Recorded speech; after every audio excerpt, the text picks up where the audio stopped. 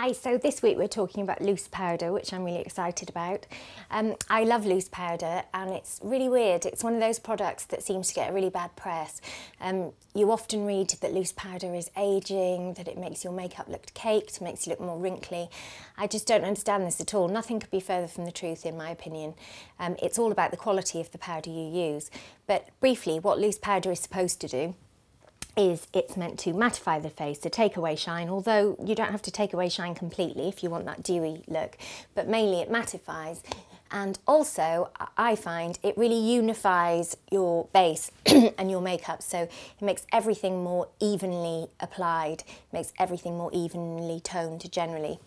And it just kind of makes you more polished, it makes you more sort of dressed up and done up. It's a brilliant, brilliant product. I'm never without it. Now, the reason this column is about loose powder as opposed to pressed powder is that pressed powder is really, really easy to find. Pretty much all companies make it, and it's a really handy thing to have hanging around your bag. But decreasingly, companies are making loose powder because it's got to the point where it's quite hard to find a really good one. But I really wanted to do a column on it because I think loose powder is amazing. You really should have some in your toolkit, because I always start the day with a loose powder first thing in the morning when I put my makeup on, and then I'll use a pressed powder throughout the day just between meetings to touch up. So this one by Bobbi Brown is a really good one. It's the one I use.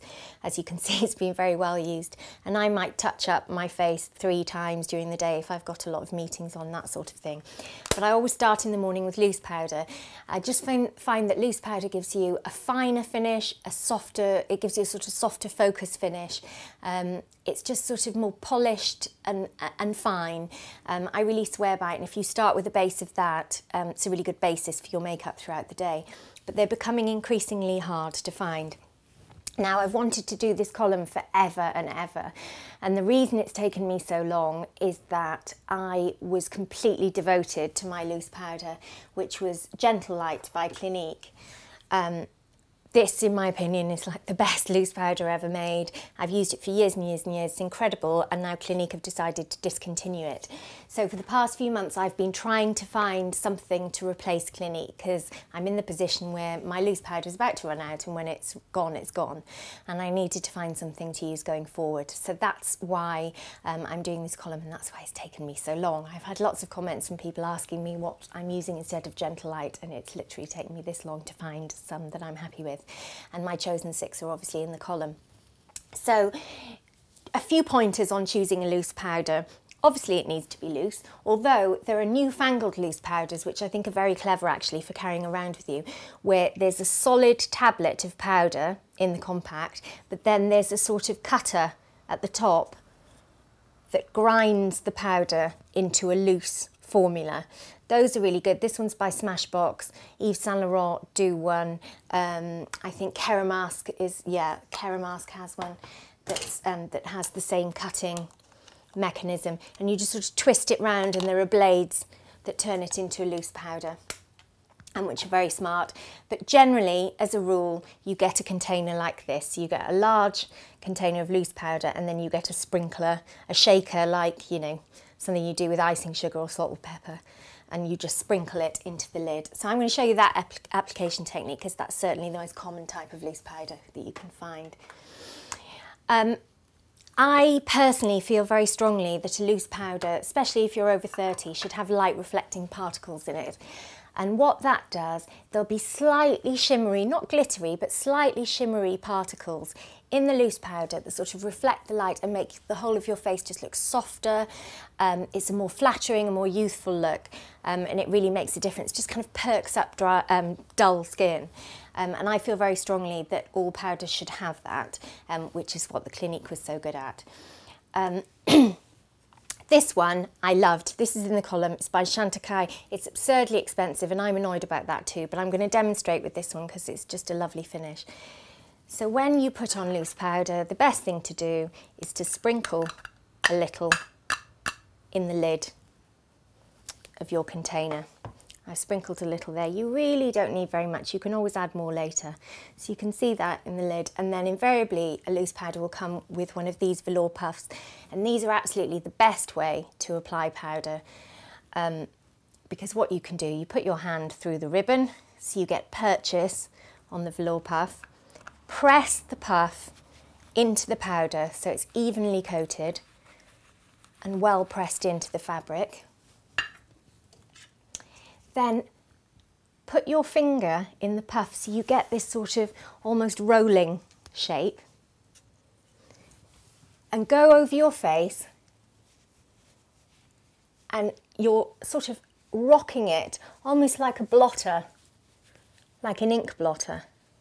Roll it over your face, and it shouldn't be leaving behind loads and loads of dust. I mean, you'll be able to see the powder, but you don't want loads leaving sort of dusty sprinkles everywhere. And then by all means get some more. Press into the powder and press all over your face. Now I think that you totally can go under your eyes. If your powder is fine enough, that shouldn't pose any problems at all, and it'll help with things like mascara smudging, eyeliner smudging and so on. Because the more moisture and oil you have under your eyes, the more your makeup will smudge. Nose is obviously a prime spot for shine, so go over nose. I always do on top of the eyelids to keep eyeshadow in place. I have very, very little makeup on at the moment, and that's right. You just put powder on after your foundation and concealer before you put on colour like blusher and eyeshadow. Although it's worth knowing that if you go over the top with blusher, you can tone it down by putting some loose powder over the top. Then take your powder brush. As you can see, this is so old and well loved. My dog, when she was a puppy, destroyed the handle by chewing it, but it's such a good quality brush that I love it. I'll never stop using it. It's by Stila. Take your brush, you can put a little powder on it if you want, but not really essential. And then sweep it over where you've been rolling the puff. And what that does is it takes away any excess and gives you a nice even result.